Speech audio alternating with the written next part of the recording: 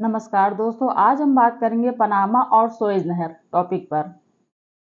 America के राष्ट्रपति Donald Trump ने अमेरिकी हितों को ध्यान में रखते हुए एक बड़ी मांग की है। दुनिया के मशहूर व्यापारियों में शुमार ट्रंप ने कहा है कि सुएज और पनामा नहर से अमेरिकी व्यापारिक और मिलिट्री जहाजों को फ्री आवागमन की सुविधा दी जानी चाहिए। इससे पहले भी ट्रंप कई बार पनामा नहर को अमेरिकी आधिपत्य में लाने की वकालत कर चुके हैं।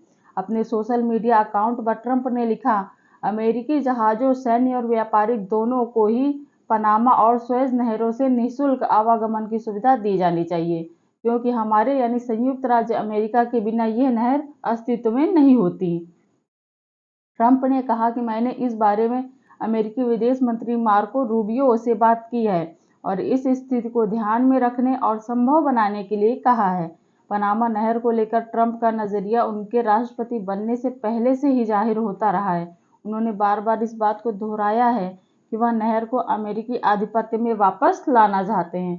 राष्ट्रपति का पदभार ग्रहण करने से पहले भी उन्होंने मीडिया से बात करते हुए कहा था कि वह पनामा नहर पर आधिपत्य वापस पाने के लिए आर्थिक या सैन्य बल का प्रयोग करने से इनकार नहीं करेंगे। पनामा को वापस लेने का दावा करने वाले ट्रंप ने पनामा पर आरोप लगाया था कि हमने इस नहर को पनामा देश को दिया था, लेकिन फिलहाल इसे चीन चला रहा है। हमने इसे चीनी कंपनी या चीन को नहीं दिया था। अब देखते हैं पनामा नहर के ऐतिहासिक परिदृश्य के बारे में।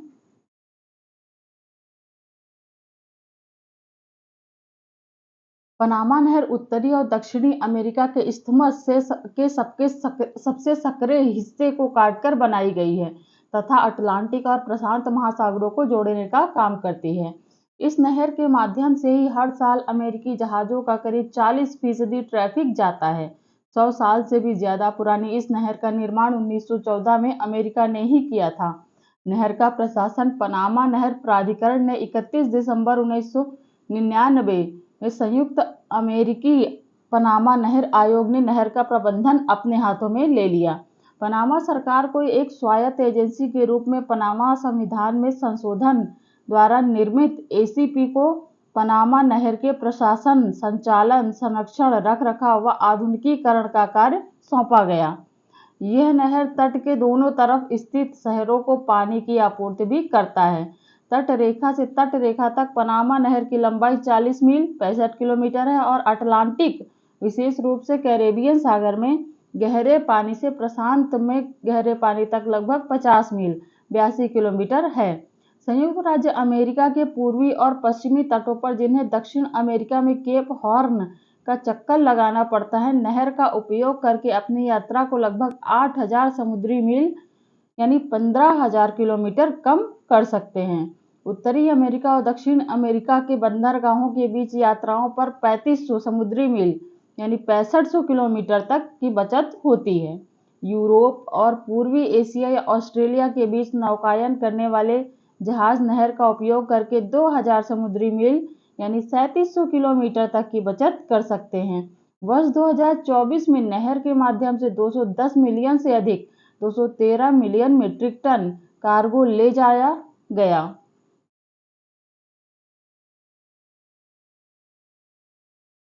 और छोटे वाणिज्यिक जहाजों के कुल 11,240 पारगमन हुए। अब देखते हैं पनामा नहर द्वारा संचालित प्रमुख व्यापारिक मार्ग। नंबर 1, अमेरिका की मुख्य भूमिका पूर्वी तट और हवाई तट पूर्वी एशिया। नंबर 2, अमेरिका का पूर्वी तट और दक्षिणी अमेरिका का पश्चिमी तट। नंबर 3, यूरोप और उत्तरी अमेरिका का पश्चिमी तट। नंबर 4, यूरोप और दक्षिण अमेरिका का पश्चिमी तट। नंबर 5, उत्तरी अमेरिका और ओशिनिया का पूर्वी तट। ओशिनिया कौन सा क्षेत्र है? जो ऑस्ट्रेलिया के आसपास जितने द्वीप है वो पूरा क्षेत्र ओशिनिया का कहलाता है। नंबर 6, अमेरिका का पूर्वी और पश्चिमी तट। नंबर 7, यूरोप और ऑस्ट्रेलिया।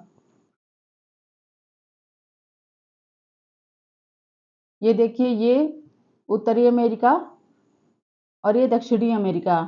जब तक पनामा नहर का निर्माण नहीं हुआ था, जो भी जहाज कार्गो थे वो दक्षिणी अमेरिका से होते हुए ऐसे जाते थे पूर्वी और पश्चिमी तट में। ये पूर्वी तट हो गया और ये पश्चिमी तट हो गया। और जब पनामा नहर का निर्माण हो गया तो ये यहीं से यहाँ पर है पनामा नहर। ठीक है, तब यहाँ से यहाँ जाने लगे, तो ये दूरी कम हो गई। उधर से यूरोप और एशिया से भी आने वाले इस मार्ग के माध्यम से ऐसे जाने लगे यहाँ से। ठीक है, अब देखते हैं सुएज नहर। सुएज नहर भूमध्य सागर को लाल सागर से जोड़ती है, जिससे यूरोप और एशिया के मध्य व्यापार मार्ग छोटा हो जाता है। सुएज नहर दक्षिण एशिया के लिए रास्ता खोलती है। यह पूरे अफ्रीका महाद्वीप का चक्कर लगाने से बचाती है। यह नहर दुनिया के सबसे व्यस्त समुद्री मार्गों में से एक है। सुएज नहर 1869 में खुली और पनामा नहर के साथ साथ अब तक निर्मित सबसे महत्वपूर्ण समुद्री शॉर्टकट में से एक थी। इसने केप ऑफ गुड होप के चक्कर को छोड़कर एशिया से यूरोप की यात्रा को लगभग 6000 किलोमीटर कम करके प्रशांत एशिया में यूरोपीय प्रभाव का एक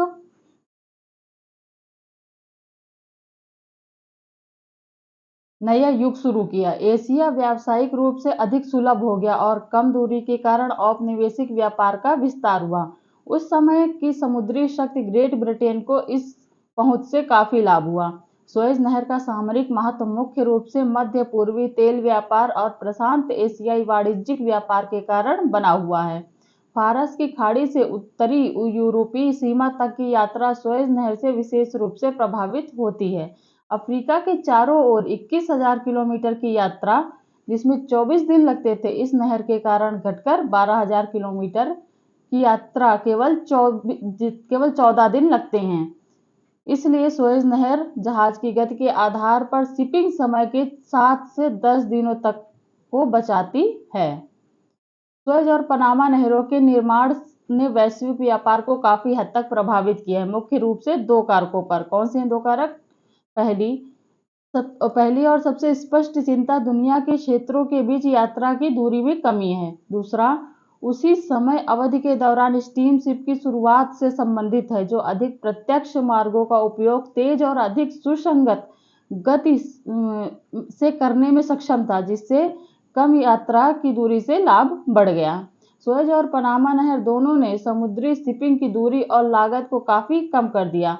उदाहरण के लिए सुएज नहर ने रॉटरडम से मुंबई औपनिवेशिक भारत के दौरान बॉम्बे तक की समुद्री यात्रा की दूरी को 41% तक कम कर दिया। इसने लंदन से शंघाई तक की यात्रा की दूरी को 32% तक कम कर दिया। पनामा नहर के कारण न्यूयॉर्क लॉस एंजलिस मार्ग 60% तक कम हो गया। इस प्रकार प्रमुख वाणिज्यिक केंद्रों को कम समय में सेवा दी जा सकती थी और जहाजों का अधिक प्रभावी ढंग से उपयोग किया जा सकता था। प्रतिवर्ष अधिक यात्राएं हो सकती थी दूरी में कमी के कारण। ठीक है,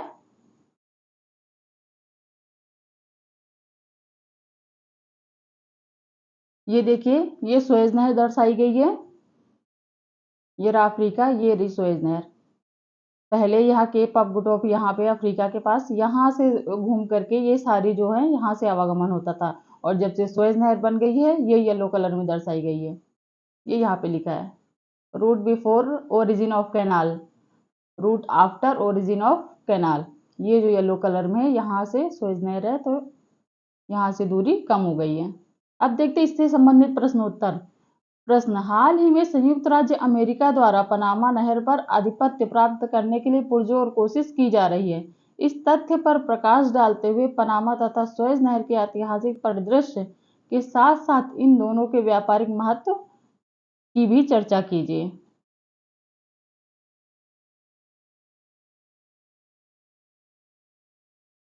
ठीक है, 250 शब्दों में पूरा डायग्राम सहित, मैप सहित इसको लिखना है। और ये किससे संबंधित है? ये विश्व का भूगोल और अंतरराष्ट्रीय संबंध दोनों सेगमेंट से संबंधित है, सामान्य अध्ययन के। ठीक है, धन्यवाद, थैंक यू।